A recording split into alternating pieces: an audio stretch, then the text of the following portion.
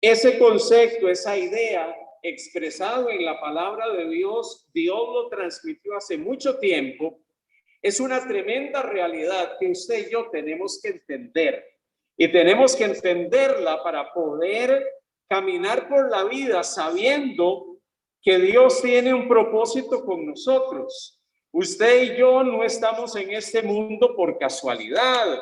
Usted y yo no somos parte de la creación de Dios por un asunto del azar, por un asunto de la casualidad, sino que usted y yo tenemos un propósito en medio de toda su creación.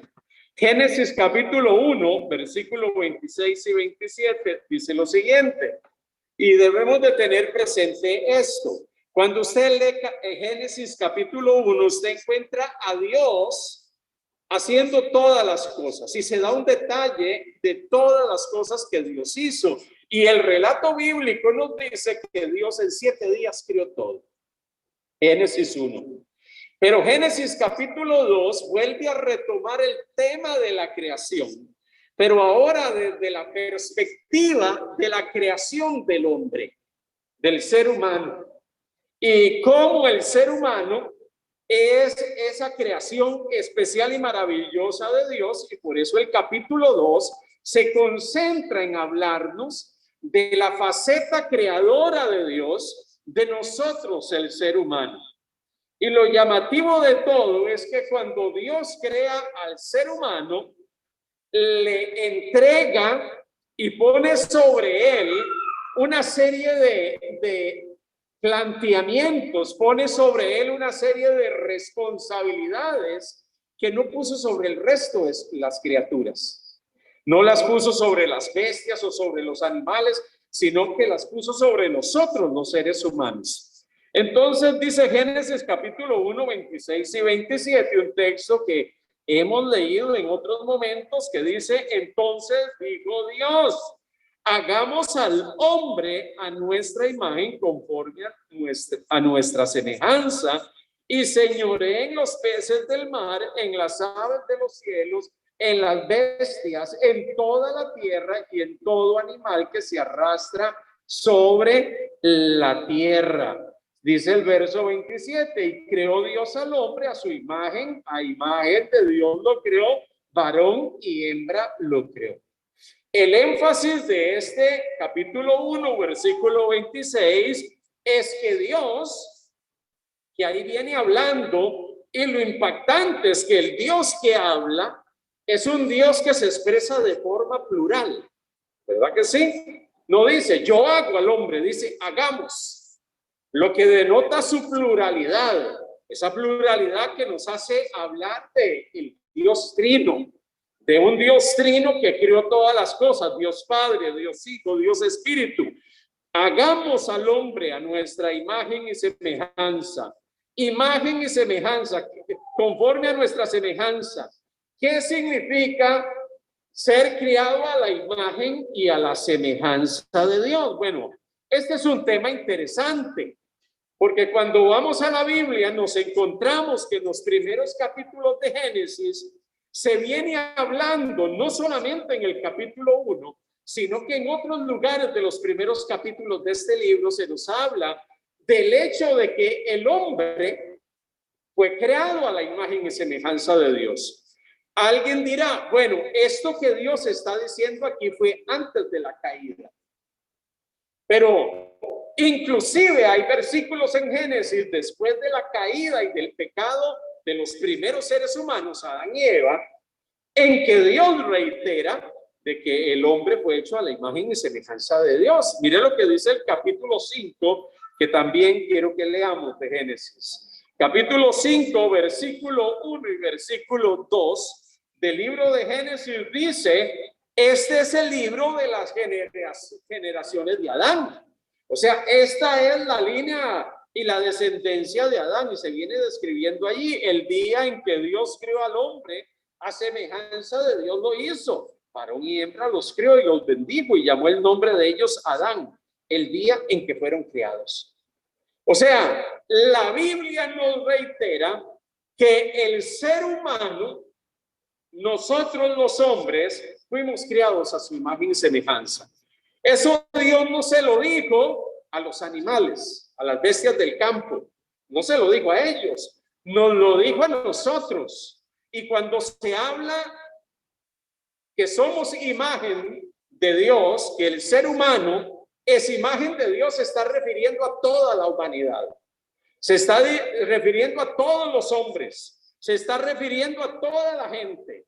Bueno, ¿cómo interpretamos regularmente esto cuando lo leemos? Cuando lo leemos, bueno, ha habido múltiples explicaciones que se han querido dar para hablar de lo que es ser hecho a la imagen y semejanza de Dios. Algunos han dicho, bueno, es que Dios, cuando creó al hombre, le compartió algunas de sus características. Dios es amor, pero Dios también puso amor en el hombre. Dios es misericordioso, pero Dios también puso misericordia en el hombre. Dios es bueno y Dios también puso bondad en el hombre. Dios compartió muchas de sus características en aquel ser que él creó, el ser humano. Y por eso algunos estudiosos llegan y dicen de que hay atributos comunicables de Dios. ¿Qué significa eso? Que hay atributos o cualidades de Dios que Dios también compartió con el ser humano.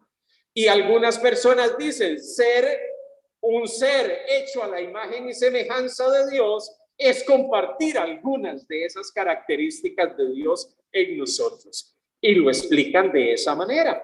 Hay otras personas que cuando se habla de la imagen y semejanza de Dios, llegan y dicen, no, es que Dios puso en el ser humano una cuota de divinidad. Algunas personas piensan por allí que los seres humanos tienen una porción de divinidad. Y por eso algunos dicen que el ser humano es un pequeño Dios. Y tienen ese planteamiento. Esas ideas son propias de los que se llaman panteístas. Los panteístas son aquellos que ven a Dios en todo. Ven a Dios en un árbol, ven a Dios en la naturaleza, ven a Dios en una persona. Y dicen, no, esa persona es Dios. Pero esa idea no es bíblica. Pero hay gente que explica de que el hombre fue hecho a la imagen y semejanza de Dios, diciendo, no, es que el hombre es Dios. Y atribuyen características divinas al ser humano. Pero esa perspectiva no es una perspectiva que está en la Biblia, pero es una explicación que los seres humanos han querido dar a la idea de imagen y semejanza de Dios. Otra explicación es que Dios creó al hombre e interesantemente lo puso en el huerto, le dijo que lo labrase, que lo cuidase, que lo atendiese, pero además de darle la responsabilidad de cuidar del huerto, como habla en el capítulo 2, le da autoridad y llega y le dice, crezcan, fructifiquen, multiplíquense y sojuzguen la tierra. Cuiden de la tierra, administren la creación de Dios. Dios le dio autoridad a los hombres para gobernar en esta tierra en representación del Señor. Entonces, los que sostienen esta posición dicen, nosotros somos los representantes de Dios en medio de esta tierra. Lo representamos a Él. Así como las naciones tienen embajadores que envían un embajador en representación de un país a otro lugar del mundo, nosotros somos representantes del Señor. Esa es una posición que tendría mucho más sentido a la luz de la Biblia, porque Dios le dijo al hombre, sojuzguen la tierra, administren la tierra. Ustedes son mayordomos, yo los pongo aquí como mayordomos para que ustedes miren por la creación. Qué interesante. Bueno, esta última posición pareciese una posición mucho más entendible y mucho más atinada y ajustada a lo que está en la Biblia. El testimonio de la Biblia llega y nos plantea que nosotros los seres humanos recibimos autoridad de Dios para sojuzgar esta tierra. El problema es que Dios le dijo al ser humano, hecho a su imagen y semejanza, sojuzguen todas las cosas. Pero el ser humano desobedece a Dios en Génesis capítulo 3 y a partir de ese momento el ser humano, hecho a la imagen y semejanza de Dios, empieza a administrar y empieza a ser mayordomo de toda la creación y no necesariamente un buen administrador por razón del pecado. Entonces, aquellos que fueron hechos conforme a la imagen de Dios, los encontramos en muchos momentos, amados hermanos y hermanas, los encontramos tratando de administrar y de cuidar de la creación, pero haciéndolo de una manera incorrecta. No ejerciendo dominio y autoridad sobre todo lo creado a la manera de Dios, sino a su manera. Y es por eso que encontramos a personas tratando de aprovecharse y tratando de sacar ventaja de este mundo y de la creación, administrando bien lo que Dios ha puesto en nuestras manos por razón del pecado. El pecado nos distorsiona el mandato de Dios de que nosotros los seres humanos debemos de sojuzgar esta tierra. Entonces, algunas realidades que les comparto, hay varias cosas, 2 puntos que quiero hoy recalcar, pero antes de hablar de ello, le quiero mencionar varias realidades que usted y yo tenemos que tener presente cuando hablamos de que somos hechos a la imagen y semejanza de Dios. Primera realidad, mire, todos los seres creados, todos los seres humanos somos criaturas, y préstenme atención, somos criaturas religiosas. Esa palabra religiosa no nos gusta. ¿Por qué? Porque en nuestros entornos la palabra religión lo asociamos con estructuras humanas, por lo general. Pero somos seres religiosos porque nosotros no podemos vivir sin un Dios. El ser humano no puede vivir sin un Dios, aun si al final es producto de nuestras propias manos. Inclusive hay gente allá afuera que dice, yo no creo en Dios. Los ateos te dicen, yo no creo en Dios. Pero cuando usted habla con ellos, usted se percata que ellos tienen sus propios dioses. Él es su propio Dios. El yo es su propio Dios. Y por eso todos los seres humanos tenemos algo o a alguien a quien le rendimos culto. Sea al Dios verdadero o sea cualquier otra cosa. Hay gente que le rinde culto al dinero. Hay gente que le rinde culto al trabajo. Hay gente que le rinde culto a la fama. Hay gente que le rinde culto a cualquier cosa temporal y pasajera de este mundo. Esos son sus dioses. Somos seres religiosos que adoramos a algo o a alguien. Entonces, el problema es que el ser humano afectado por el pecado ha terminado adorando cualquier cosa que hay en la creación. Terminamos adorando a estrellas de cine, a cantantes famosos, ¿verdad que sí?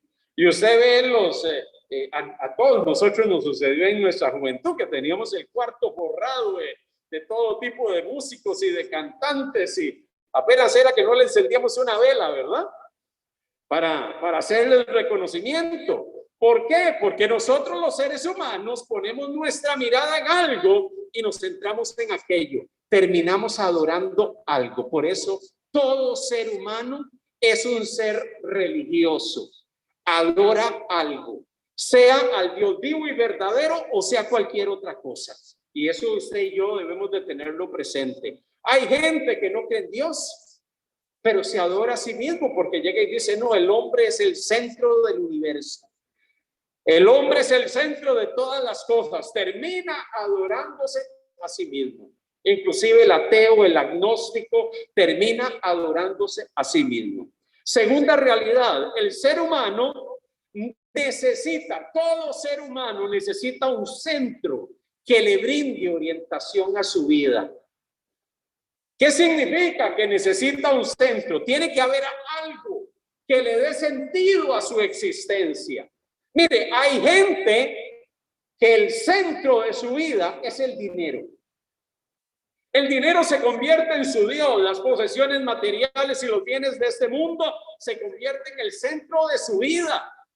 Eso es lo que orienta su caminar. Hay personas que giran en torno al trabajo, al dinero, a tener más posesiones, no importando si paso por encima de los demás, no importando si me aprovecho de la gente que está a mi alrededor, mientras que yo tenga lo que yo quiero. ¿Por qué? Porque eso es su Dios y su vida se centra en eso. ¿Sabe algo? Cuando pensamos en este tema, por eso es que la Biblia permanentemente nos presenta dos alternativas. ¿Servimos a Dios dentro de su voluntad o somos desobedientes y adoramos cualquier otra cosa? El camino de la vida o el camino de la muerte. El camino ancho o espacioso o el camino estrecho. Y siempre la Biblia nos presenta esas dos opciones. El camino del Dios verdadero o el camino de cualquier otra cosa que el hombre venere, adore o reconozca como el centro de su vida. Mire, en todas nuestras actividades humanas y culturales nos encontramos con esos dos caminos. Y esto es importante entenderlo para llegar a una comprensión de lo que es ser hecho a la imagen y semejanza de Dios. En la vida, nosotros tenemos la posibilidad de escoger el camino de Dios o escoger cualquier otro camino ajeno a Dios. Y el ser humano al cual Dios le otorga libertad, porque Dios crea al hombre como un ser libre. Le otorga libertad, define si va a transitar por el camino de la justicia o decide si va a caminar por el camino de la injusticia.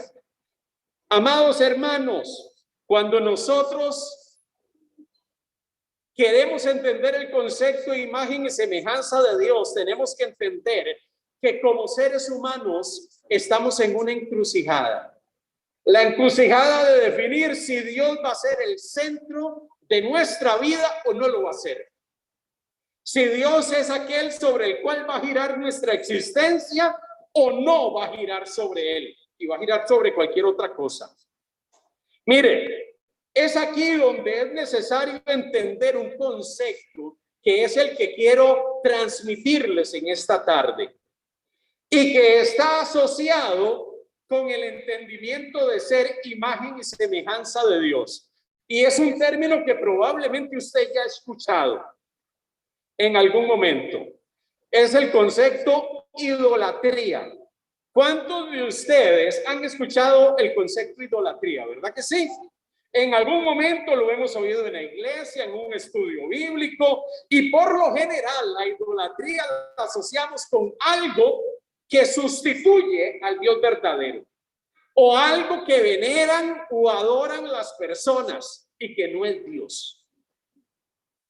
Entonces, cuando usted y yo entendemos ese concepto, vamos a entender, y lo que quiero al finalizar la tarde es que usted pueda entender qué significa la imagen y semejanza de Dios en toda la creación, entendiendo el concepto de idolatría. Le voy a mencionar 3 puntos. El primero de esos, mire, la idolatría es la usurpación del lugar de Dios. ¿A qué me refiero con esto? Usurpar el lugar de Dios. Dios es el centro de toda la creación. Él es el creador de todas las cosas. Él merece ser reconocido como creador, hacedor y dueño de todo. Pero idolatría es usurpar ese lugar y en lugar del Dios verdadero poner cualquier otra cosa. Eso es lo que regularmente conocemos como idolatría. Mire lo que dice Romanos capítulo 1, versículo 18 al 32. Y pretendo y quiero que a través de estos conceptos podamos explicar lo que es la imagen y semejanza de Dios en esta tarde. Romanos capítulo 1, versículo 18 en adelante, dice la palabra del Señor de la siguiente manera y leo para ustedes. Dice versículo 18, leo en la versión Reina Valera, porque la ira de Dios, Romanos 1, 18. porque la ira de Dios se revela desde el cielo contra toda impiedad e injusticia de los hombres que detienen con injusticia la verdad. Mire, dice la escritura en el verso 18 que Dios extiende su enojo, su ira. ¿Sobre quiénes? Sobre todos los que hacen impiedad e injusticia. Porque con esa impiedad e injusticia de los hombres, ellos detienen con injusticia la verdad. Verso 19, porque lo que de Dios se conoce, les es manifiesto. Les es manifiesto, pues Dios se los manifestó. Porque las cosas invisibles de Él, su eterno poder y deidad, se hacen claramente visibles desde la creación del mundo, siendo entendidas por medio de las cosas hechas, de modo que no tienen excusa. Verso 21. Pues habiendo conocido a Dios, no le glorificaron como a Dios, ni le dieron gracias, sino que se envanecieron en sus razonamientos y en su necio corazón fue entenebrecido. Profesando ser sabios, se hicieron necios y cambiaron la gloria del Dios incorruptible en semejanza de imagen de hombre corruptible, de aves, de cuadrúpedos y de reptiles. Por lo cual Dios los entregó a la inmundicia en las concupiscencias de sus corazones, de modo que deshonraron entre sí sus propios cuerpos, ya que cambiaron la verdad de Dios por la mentira, honrando y dando culto a las criaturas antes que al Creador, el cual es bendito por los siglos. Amén. Este pasaje de la Biblia habla de la impiedad y de la maldad del ser humano. Y llega y dice que el ser humano detiene con injusticia la verdad de Dios. Pero ese ser humano conocen algo de Dios. Y uno se pregunta, ¿cómo es posible que ellos puedan conocer algo de Dios? El texto bíblico me dice que ellos ven toda la creación de Dios e inmediatamente saben que todo lo que está allá afuera tuvo que haber sido el acto creador de alguien. Y por eso es que la Biblia dice que el ser humano no tiene excusa. No puede llegar y decir, yo no sabía que existía un Dios. Es que desde el momento en que el ser humano ve todas las cosas creadas, nuestra conciencia nos lleva a entender, esto tuvo que haber sido el acto de un Dios superior a nosotros.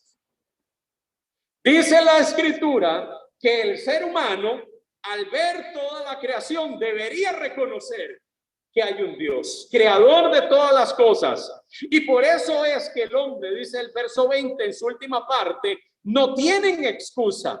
Verso 21, pues habiendo conocido a Dios, no lo glorificaron como a Dios. En lugar de mirar la creación natural, la revelación natural, y decir, esto es el acto de un Dios creador, de un Dios formador de todas las cosas. En lugar de eso, llenaron su corazón de razonamientos humanos y su corazón se entenebreció. Profesaron ser sabios y se hicieron necios. Cambiaron la gloria de Dios, dice, en cosas corruptas. Y dice el verso 25, terminaron en lugar de adorando a su creador, terminaron adorando a las criaturas. Y por eso es que encontramos en medio de la creación a gente que termina adorando cualquier otra cosa y no al Dios verdadero que hizo los cielos y la tierra. Entonces, la idolatría es usurpar el lugar de Dios y poner cualquier otra cosa. El ser humano sin entendimiento, que a pesar de que Dios se le ha revelado en la naturaleza y en todo lo creado, en lugar de eso ha preferido mantener sus ojos cerrados a esa verdad y ha preferido construir sus propios dioses. Y por eso es que encontramos a gente adorando cualquier cosa. Hoy en día hay gente que hasta adora a los alienígenas. Hay gente que termina hablando acerca de extraterrestres y prácticamente poniéndolo en un sitial y adorando y diciendo que los extraterrestres son nuestro Dios. Inclusive algunos de ellos los he escuchado y he leído que terminan tomando textos de la Biblia y diciendo que cuando ahí se habla de Dios, se está hablando de los dioses, pero esos dioses que cita la Biblia son seres extraterrestres que en algún momento nos visitaron. Y terminan adorando a extraterrestres, terminan adorando a cualquier criatura, terminan rindiendo culto inclusive a las criaturas. A las criaturas. Hay lugares del mundo donde hay animales que son prácticamente sagrados. En India la gente puede estarse muriendo de hambre y pueden tener todo el ganado que desean a su alrededor, que no lo pueden matar para comérselo.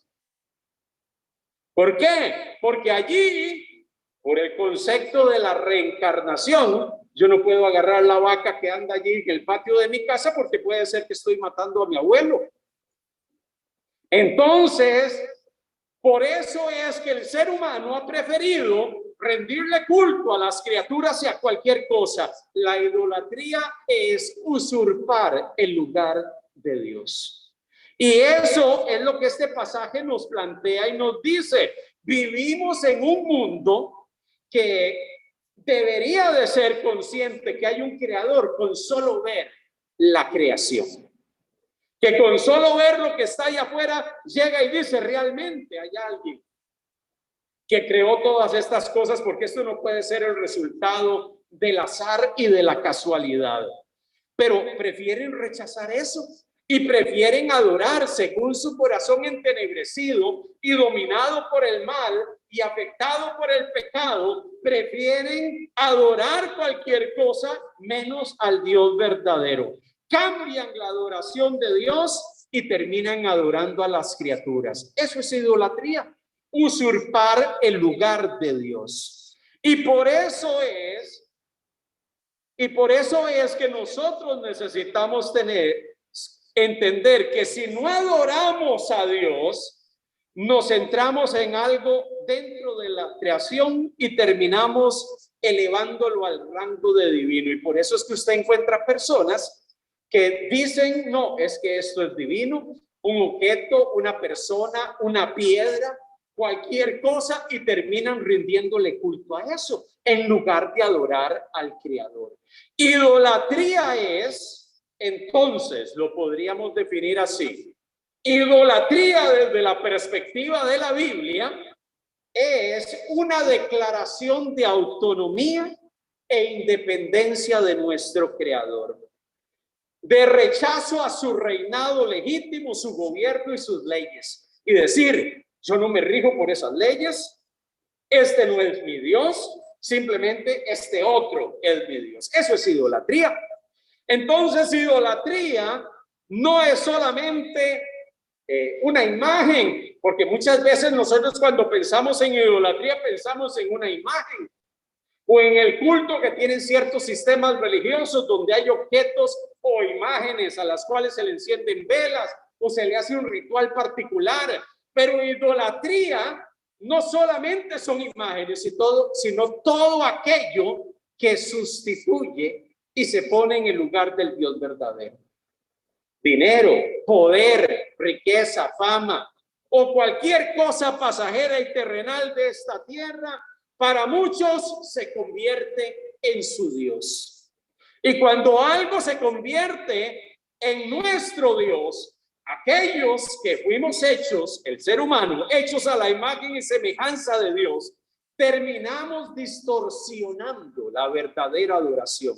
Y en lugar de adorar al ser que creó todas las cosas, terminamos adorando a cualquier otro asunto en medio de la creación. Entonces, cuando entendemos esto, nos damos cuenta que la adoración de algo dentro de la canción que sustituya a Dios es idolatría. Por eso es que la gente construye imágenes visuales de sus deidades. Hay personas que su imagen visual de la deidad es un billete color verde, ¿verdad? Ese es su Dios. Hay otros que tienen otro tipo de imágenes de su deidad. Muchos dicen que la naturaleza es Dios. Entonces, dentro de su esquema y cosmovisión llegan y dicen, no, es que la madre tierra es Dios. Eso es muy común dentro de las culturas indígenas en nuestros países, porque hablan de la madre tierra como Dios, porque la naturaleza es Dios mismo para ellos. Ellos tienen una cosmovisión panteísta. Toda la creación es Dios mismo. El río es Dios, la montaña es Dios, las nubes son Dios. Entonces, el ser humano caído y afectado por el pecado termina adorando otras cosas. Por eso es que la Biblia habla de la verdadera adoración y de la falsa adoración. ¿Adoramos al Dios verdadero o adoramos cualquier otra cosa? ¿Cuál es el testimonio escritural de la escritura de la palabra de Dios sobre la idolatría? Bueno, cuando leemos Éxodo, cuando Dios le habla al pueblo de Israel y le da su ley, en Éxodo capítulo 20, versículo 1 en adelante, Dios lo primero que hace cuando les entrega el decálogo, los 10 mandamientos, lo primero que le plantea al hombre es: ¿dónde está tu fidelidad? Y enfoca que la adoración es exclusiva para él. ¿Qué dice Éxodo 20 del 1 al 5? Dice la palabra del Señor en Éxodo, el segundo libro de la Biblia, Éxodo capítulo 20, verso del 1 al 5, dice la escritura de la siguiente manera, verso 1, capítulo 20. Y habló Dios, segundo libro de la Biblia, y habló Dios todas estas palabras diciendo: yo soy Jehová tu Dios, que te sacó de la tierra de Egipto, de casa de servidumbre. No tendrás dioses ajenos delante de mí. No te harás imagen ni ninguna semejanza. Mire qué interesante, imagen y semejanza. Los mismos términos que se usaron para hablar del hombre como imagen y semejanza de Dios. Llega y dice: no te harás imagen ni semejanza de lo que está arriba en el cielo, ni abajo en la tierra, ni en las aguas, ni debajo de la tierra. No te inclinarás a ellas, ni las honrarás, porque yo soy Jehová tu Dios fuerte, celoso, que visito la maldad de los padres sobre los hijos hasta la tercera y cuarta generación de los que me aborrecen. No puedes, no debes, no vas a hacerte imagen ni ninguna semejanza de lo que está arriba en el cielo, ni en la tierra, ni debajo de la tierra. ¿Por qué? Dios dice que no te vas a hacer ninguna semejanza, porque la tendencia del ser humano afectado y dañado por el pecado es buscar sustitutos. Es buscar sustitutos para el Dios verdadero. Y por eso es que el ser humano termina adorando cualquier otra cosa. Mire qué interesante. Le menciono algunos detalles como referencia. Usted no encuentra en los primeros capítulos del libro de Génesis ninguna referencia a la idolatría, tal como lo vemos en muchos lugares como en Éxodo. Pero en Génesis es hasta el capítulo 31 y 32 en adelante que encontramos la idea de prácticas idolátricas, de gente teniendo fetiches, imágenes, figuras a las cuales se les adoraba y se les rendía culto. Antes de eso no se menciona nada de idolatría, antes de Génesis capítulo 30.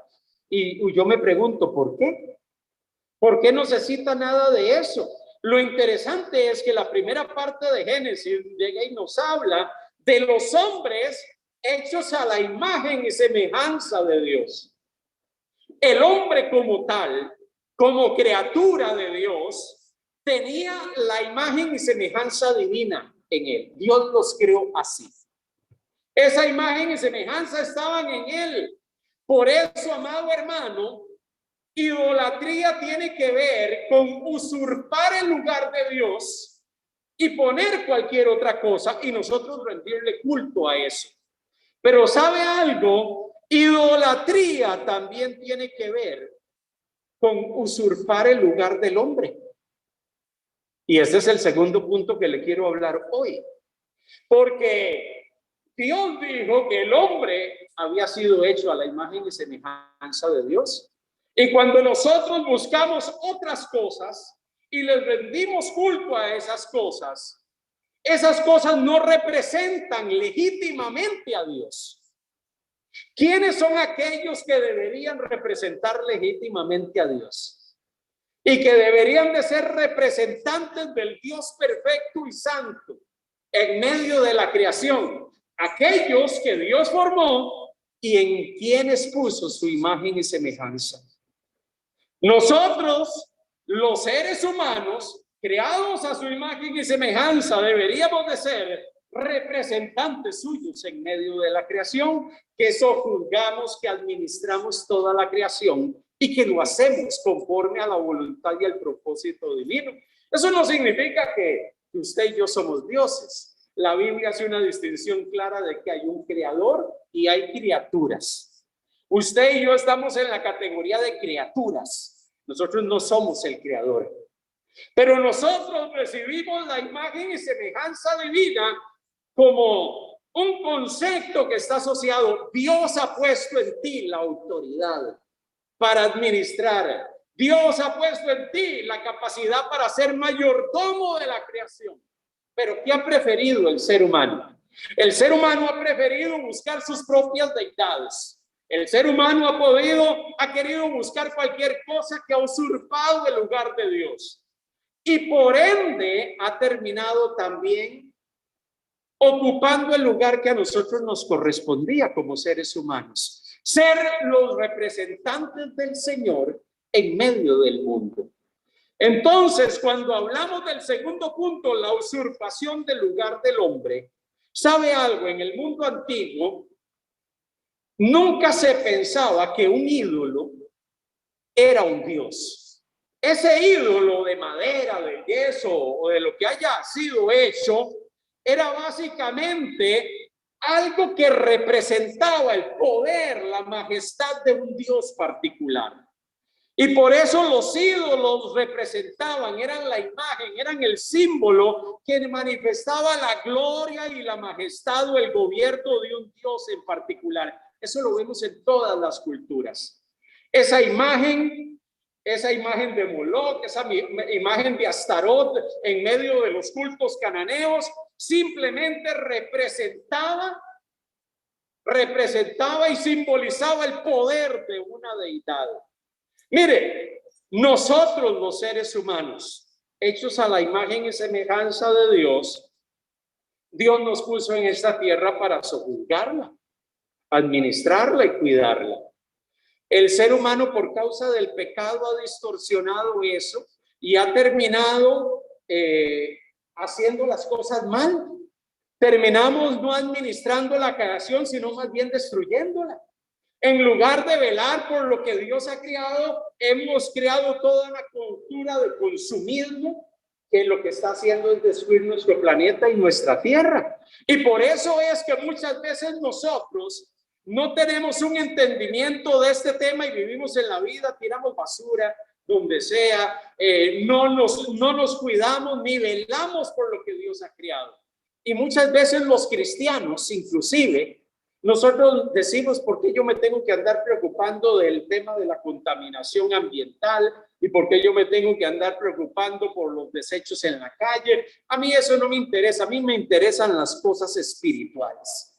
Ese es el argumento, las cosas que tienen que ver con Dios. Pero le voy a decir algo, si nosotros no nos preocupamos por lo que Dios hizo, por este mundo, por esta creación especial que Dios ha hecho, amado hermano, nosotros no estamos representando adecuadamente al Creador. Miren, nosotros deberíamos de ser como creyentes renacidos, nacidos de nuevo. Deberíamos de ser los primeros que tenemos una actitud cuidadosa de todo lo que Dios nos ha dado. De toda la creación, de todo lo que está allá afuera, amado hermano. Pero hoy en día vivimos desinteresados de esas cosas, porque nosotros vivimos interesados y pensamos, no, es que como cristianos, nosotros solamente tenemos que velar por los asuntos que tienen que ver con la iglesia, por ir el domingo al culto, por participar del culto de oración. Yo no me tengo que estar metiendo en asuntos de cuidar la naturaleza, de cuidar el medio ambiente y no tirar basura y asuntos que tienen que ver con cosas de la cotidianidad. Un hijo de Dios vela por toda la creación de Dios en todos los sentidos. Y por eso, amado hermano, es que la idolatría, al final de cuentas, es una usurpación de nuestra propia posición. Porque al final de cuentas, nosotros que deberíamos de ser los que velemos por todo lo que Dios ha creado, porque Dios nos puso a administrarlo, porque un día Dios nos va a pedir cuentas de eso, de cómo lo hemos administrado. A usted y a mí, que somos mayordomos con autoridad, que Dios ha puesto su presencia en nosotros, que nos ha otorgado vida espiritual. Usted y yo hacemos visible al Dios invisible. ¿Qué es lo que está viendo la gente en usted? El que está allá afuera, la gente que transita por el mundo. ¿Cuál es su comportamiento, su conducta, su manera de proceder? No solo con lo que habla, sino con lo que usted hace, amado hermano. Muchas veces nosotros los cristianos vivimos despreocupados de lo que sucede allá afuera. Hay situaciones que se viven allá afuera y nosotros nos desentendemos de esas, porque decimos, no, es que como eso no es un tema espiritual, eso no me atañe a mí, eso no es importante para mí. Para nosotros los creyentes, amados hermanos, todas nuestras actividades humanas tenemos que demostrar el gobierno amoroso de Dios. Usted y yo estamos bajo el gobierno amoroso de Dios. Él es el rey. Nosotros somos sus súbditos, hechos a su imagen y semejanza. Si eso es así, usted tiene la tarea de representar a Dios en este mundo. Mi pregunta es, ¿cómo lo estamos representando? ¿Cómo nos estamos conduciendo en medio de la vida? Mire, la idolatría es una alternativa ilegítima a la verdad, a la genuina tarea humana de reflejar a Dios. ¿Por qué? Porque en lugar de nosotros comportarnos como hombres y mujeres hechos a la imagen de Dios en medio de la creación, amados hermanos, muchas veces nosotros levantamos dioses, deidades, le rendimos culto a cualquier otra cosa. El ser humano tiene la tendencia a tener sus propios dioses, a construir sus propios dioses, y giramos en torno a ellos y muchas veces nos despreocupamos de lo que está a nuestro alrededor. Ser hecho a la imagen y semejanza de Dios es entender que administro y represento al Señor en medio del mundo. La pregunta es, ¿cómo lo estamos representando? La Biblia dice que usted y yo tenemos que ser sal y luz en esta tierra. ¿Cómo usted está representando a Dios siendo sal y luz en esta tierra con su testimonio personal, con su conducta, con la manera en que usted administra sus recursos, con la manera en que usted se maneja en la vida diaria, con la manera en que usted vela por todo lo que está a nuestro alrededor? Amado hermano, al pensar que la imagen y semejanza de Dios es representar a Dios en medio de la creación, implica una tremenda responsabilidad. Si usted va a Génesis, usted se va a enterar de que Dios inclusive le da al hombre la potestad de ponerle nombre a los animales. Dios le da la potestad al hombre de cultivar la tierra y labrarla para que produciese fruto. Antes inclusive de que el hombre cayese en pecado en Génesis 3, Dios puso al hombre a labrar la tierra, a cultivar la tierra, a trabajarla, a producir. Entonces tenemos una responsabilidad y tenemos que escoger. Mire, idolatría es algo que usurpa el lugar de Dios, ocupa el lugar de Dios. La gente construye sus propios dioses, pero también la idolatría es usurpar el lugar del hombre. Nosotros somos los representantes de Dios en esta tierra. Y por eso usted y yo necesitamos preocuparnos de vivir como tales. Un embajador, un representante de alguien, es alguien que está en un lugar desarrollando funciones en representación de una persona. Y eso es lo que usted y yo tenemos que ser en medio de este mundo, representantes del Señor. La pregunta es, ¿cómo lo estamos haciendo? Por eso es que la Biblia nos plantea que necesitamos escoger. El ser humano, inclusive nosotros los cristianos, estamos en una encrucijada que nos lleva a dos caminos. Uno conduce a la verdadera adoración a Dios y otro conduce a servir a cualquier otra cosa que no sea Dios. ¿Cuál es la respuesta que nosotros vamos a dar? Vamos a adorar a Dios. Pero si vamos a adorar a Dios genuinamente, tenemos que entender que somos seres creados a la imagen y semejanza de Dios. Pastor, pero una persona que está allá afuera que no conoce de Cristo no puede representar a Dios. Claro que no lo puede hacer, porque está controlado por el pecado y la maldad.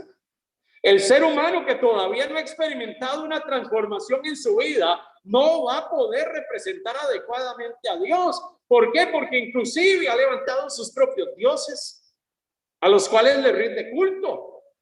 Pero nosotros que sí hemos experimentado la gracia de Dios, necesitamos ser conscientes.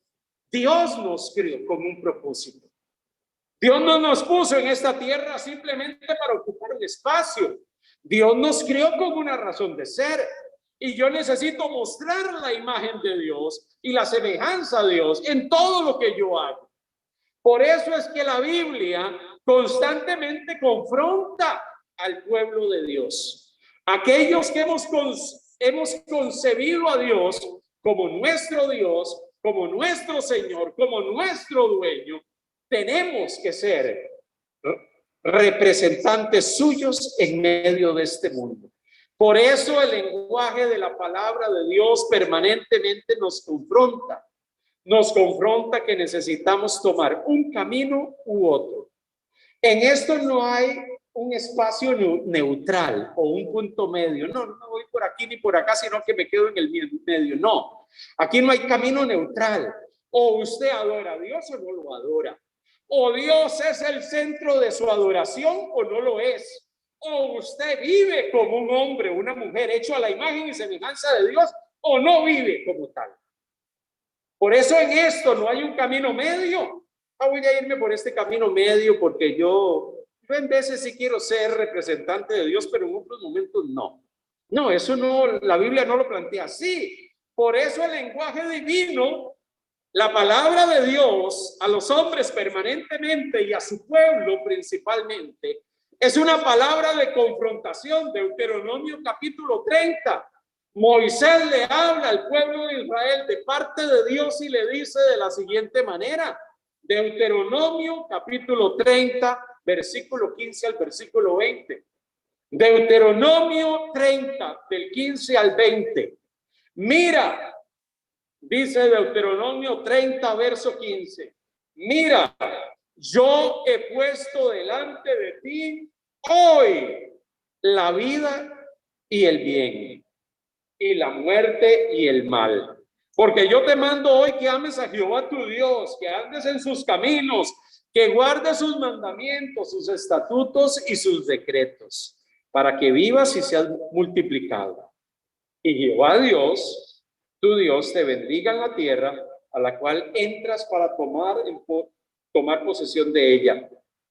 Mas si tu corazón se apartare y no oyere, y se dejare extraviar, y te inclinares a dioses ajenos, mire, idolatría, a dioses ajenos, y les sirvieres, yo os protesto hoy que de cierto pereceréis, no prolongaréis vuestros días sobre la tierra donde vais, pasando el Jordán para entrar en posesión de ella. A los cielos y a la tierra llamo por testigos. Mire, se pone por testigo a toda la creación. Hoy contra vosotros que os he puesto delante la vida y la muerte, la bendición y la maldición. Escoge pues la vida para que vivas tú y tu descendencia, amando a Jehová tu Dios, atendiendo a su voz y siguiéndole a él, porque él es vida para ti, prolongación de tus días, a fin de que habites sobre la tierra que juró Jehová a tus padres, Abraham, Isaac y Jacob, que les había de dar. Dios pone al pueblo de Israel en una encrucijada y le dice, escojan. O siguen el camino de la vida o siguen el camino de la muerte. Al pueblo de Dios. Si ustedes siguen a los dioses, si ustedes usurpan el lugar de Dios y en lugar de adorar al Dios verdadero, ustedes ponen cualquier otro Dios o cualquier otra cosa, a ustedes no les va a ir bien. Esa desobediencia y ese acto va a tener consecuencias fatales. La famosa teología de la retribución. Si caminas en obediencia, vas a tener bendición. Si caminas en desobediencia, van a haber maldiciones, consecuencias, juicio de Dios. En medio de todo esto, la escogencia sigue siendo la misma. Jesús, cuando predicó, cuando estuvo en medio de nosotros, ¿se acuerdan del famoso discurso sobre los dos caminos? La puerta ancha y estrecha, el camino ancho y estrecho.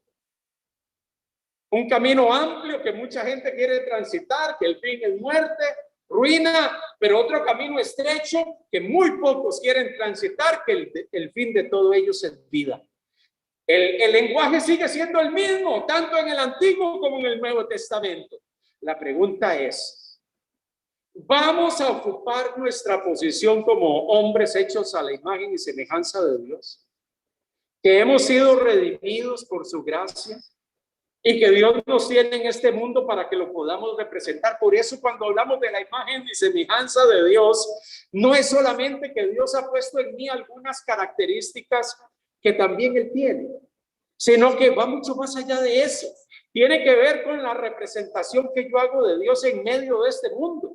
Si usted es sal y luz en este mundo, usted va a tener que representar dignamente a aquel que lo ha enviado al mundo. Usted y yo necesitamos preocuparnos por cómo nos conducimos. Entonces no es un asunto solamente de ir un domingo a la iglesia. Es que cada momento de mi vida, cada momento de mi rutina diaria, de mi dinámica semanal, yo tengo que representar al Dios vivo y verdadero, porque yo soy su imagen y semejanza. ¿Cómo estamos reflejando al Dios vivo y verdadero? ¿Cómo estamos mostrando a Dios en nuestro hablar, nuestro comportamiento, nuestras decisiones, nuestras actitudes, la forma en que nos desenvolvemos en las relaciones con las demás personas, de la manera en que tomamos determinaciones en la vida? Todo eso pone en evidencia si Dios es el que tiene control de nuestros corazones o no. Amado hermano, cuando pensamos en el hombre hecho a la imagen y semejanza de Dios, estamos pensando en un hombre que el plan y el propósito divino era que ese hombre representase al Creador en medio de la creación. Y sigue siendo el plan de Dios.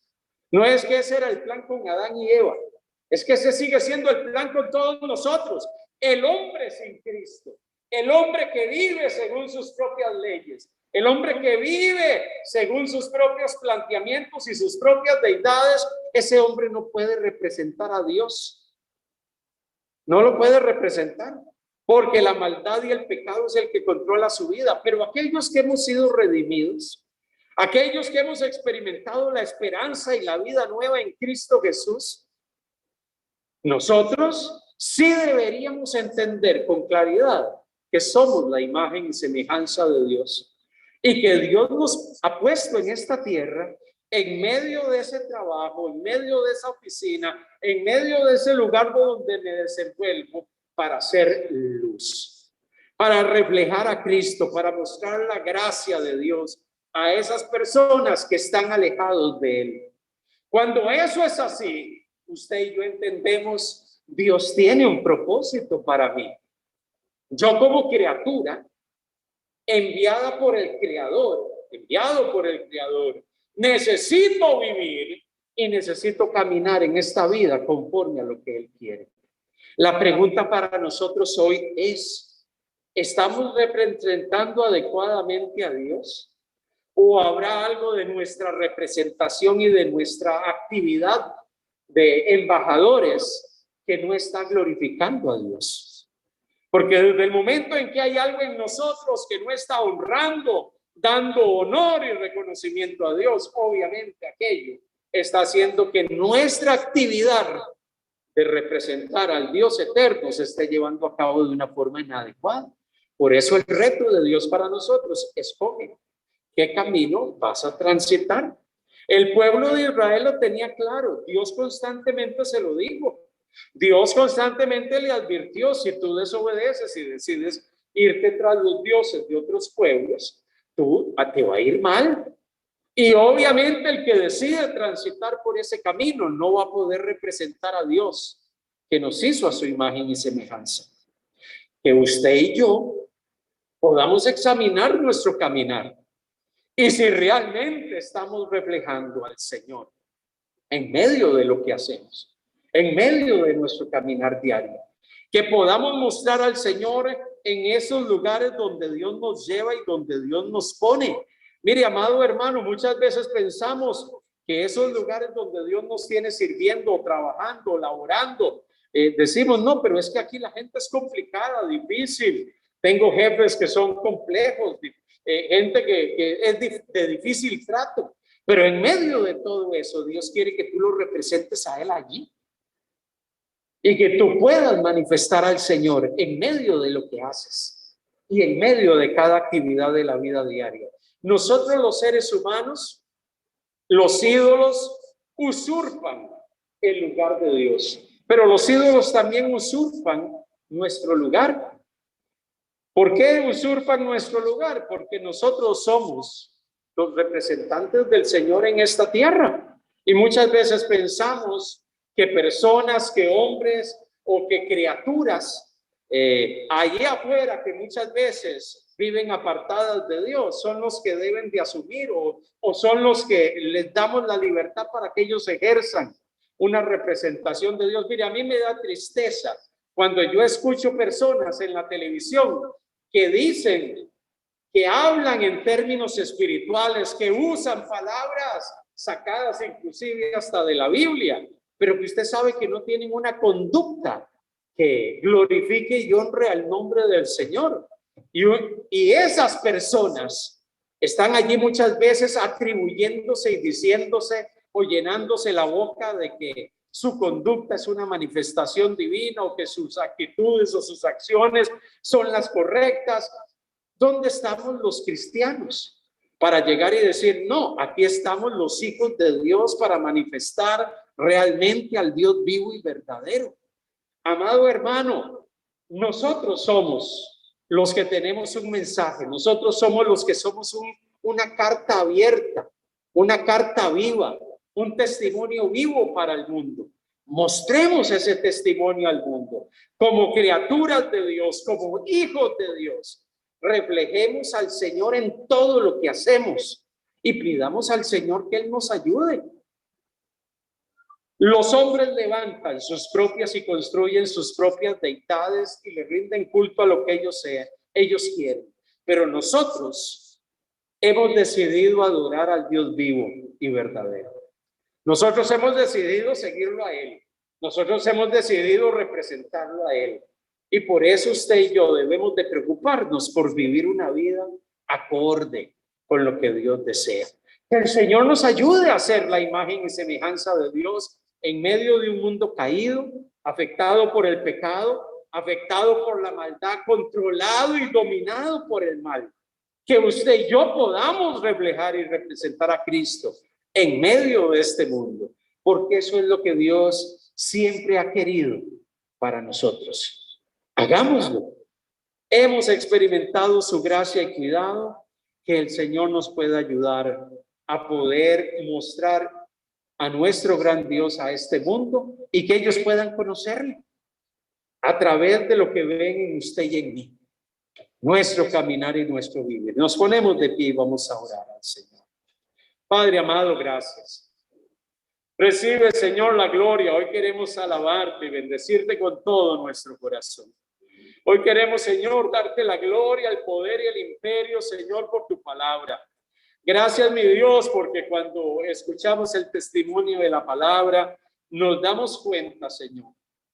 Nos damos cuenta de que no podemos permitir que otros te representen. Nosotros somos los que tenemos que representarte.